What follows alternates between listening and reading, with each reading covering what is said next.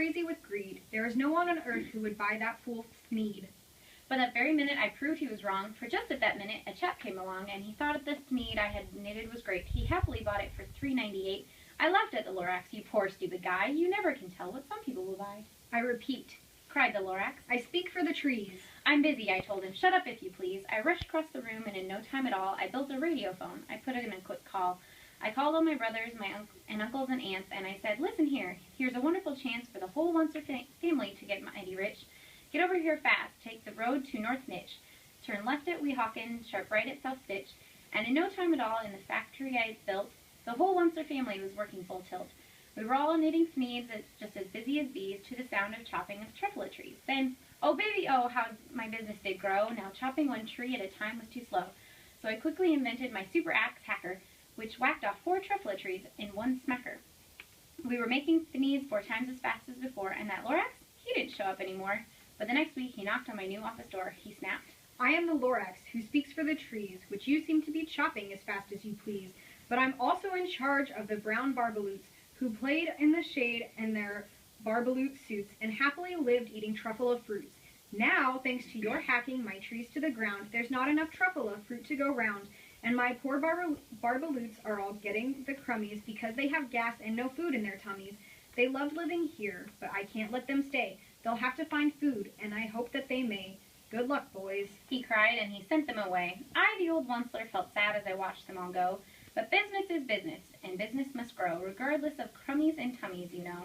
I meant no harm, I most truly did not. But I had to grow bigger, so bigger I got. I biggered my factory, I biggered my roads, I biggered my wagons, I biggered my loads of the Sneeds I shipped out. I was shipping them forth to the south, to the east, to the west, to the north.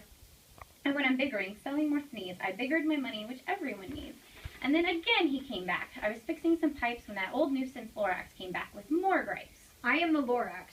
He coughed and he whiffed. He sneezed and he snuffled. He snargled. He sniffed. Onceler, he cried with a cruffulous croak. Onceler, you're making much smogulous smoke. My poor swami swans, why, they can't sing a note. No one can sing who has smog in his throat, and so, said the Onceler, please pardon my cough. They cannot live here, so I'm sending them off. Where will they go? I don't hopefully know. They may have to fly for a month or a year to escape from the smog you've smogged up around here. What's more, snapped the Lorax, his dander was up, let me say a few words about gluppity-glup. Your machine chugs on day and night without stop, making gluppity-glup, slow sloppity-slop.